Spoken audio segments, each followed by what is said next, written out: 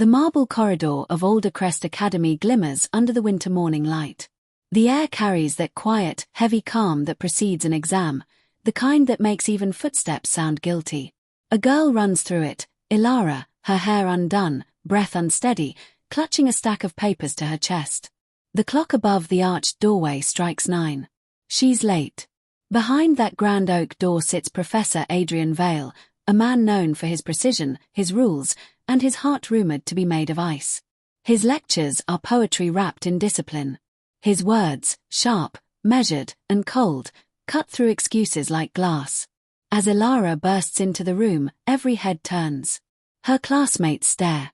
Adrian looks up slowly, removing his glasses, his expression unreadable. Without a word, he gestures toward the empty seat at the back. The silence presses against her chest harder than her racing heart. That day, the exam ends before Ilara can even finish a third of her paper.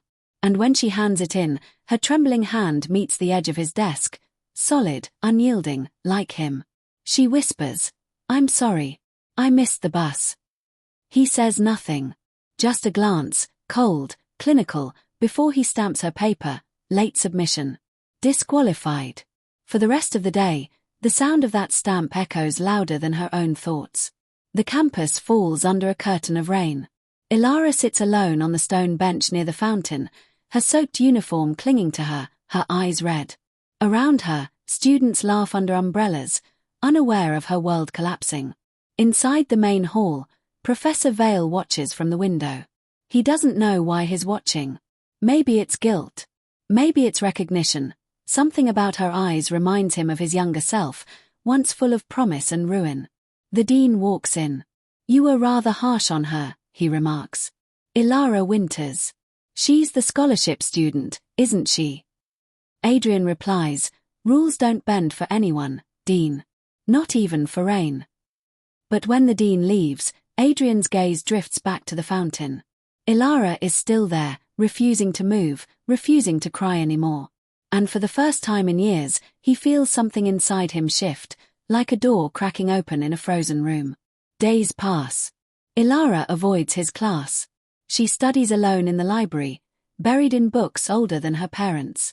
The scent of dust and parchment becomes her only comfort. One evening, as the sky bleeds orange, she hears footsteps behind her. The rhythm is unmistakable, steady, deliberate, controlled. "Miss Winters," his voice cuts through the stillness, deep and restrained. "You missed 3 lectures." She doesn't turn. "You made sure I wouldn't be able to attend comfortably." Silence stretches between them. Then, a softer tone, one he's not used to. "I was wrong to disqualify you that way," he admits. "But this academy is merciless. I wanted you to learn that lesson early." She looks up at him, her eyes tired but defiant. Some lessons don't need cruelty to be remembered. He studies her face, the courage, the quiet pain, and for a moment, the professor who lived by discipline finds himself disarmed by a student who refuses to bow. Winter deepens. Snow drapes the academy like lace. Ilara returns to his lectures, sitting silently in the second row. She doesn't look at him often, but when she does, their eyes meet for fleeting seconds that feel longer than entire semesters. Her essays start improving. Her words gain a rhythm he recognizes. Sharp, articulate, alive. He begins to leave small notes in the margins. Excellent phrasing. Good argument. Keep going. One day, she finds a single word written in his careful script. Proud. And that's when she smiles, not the polite, distant smile of a student, but one that carries warmth into the coldest corners of his heart. From that day, Adrian starts staying a few minutes longer after every lecture, his gaze lingering at the empty desk where she once sat late. He doesn't understand it yet, this strange need to see her succeed, to see her light survive the shadows he once embraced. It's late evening when Ilara wanders into the old music room, searching for quiet. Dust dances in the golden light as she sits by the grand piano, fingers brushing over the keys. To her surprise, Professor Vale enters, coat draped over his arm, expression unreadable. "I didn't know you played," he says quietly. "I don't, really," she replies. "I just listen to how silence sounds when it tries to sing." He steps closer, drawn by her words. There's something in her voice, fragility mixed with fire. You remind me of someone I once knew, he murmurs. She tilts her head. Who? He hesitates. Myself. Before the world taught me to stop feeling. For the first time, she sees not a cold professor, but a man haunted by years of loneliness. And in that brief moment, neither of them speaks. The silence between them says everything. The spring term arrives. Ilara receives a letter. Her scholarship renewal depends on her grades. Panic strikes. She's 1 mark short of perfection in his class. She decides to meet him after hours. The hallway is dim, the sound of her heels echoing like distant heartbeats. Adrian sits behind his desk, reading papers. When she enters, he looks up, surprised but calm. I need your help, she says softly. I can't lose this scholarship. I've worked too hard. He stands, conflicted. You've done enough, Ilara. But rules. Don't bend for anyone, she finishes, a bitter smile on her lips. Yes, I know. He hesitates, then walks to the window. You've changed me, you know, he admits. You made me question why I ever built these walls. She steps closer, heart pounding. Then let them fall. He turns toward her, eyes filled with something fragile, something forbidden. For a moment, time forgets itself. But before either can speak again, the sound of footsteps echoes in the hallway. He steps back instantly, the cold mask returning. Go, he whispers. Before the academy gives you a reason to regret this. She leaves, clutching the letter like a wound that won't stop bleeding. Weeks pass, and whispers start circling the academy. The sight of them in the library. The late-night meetings.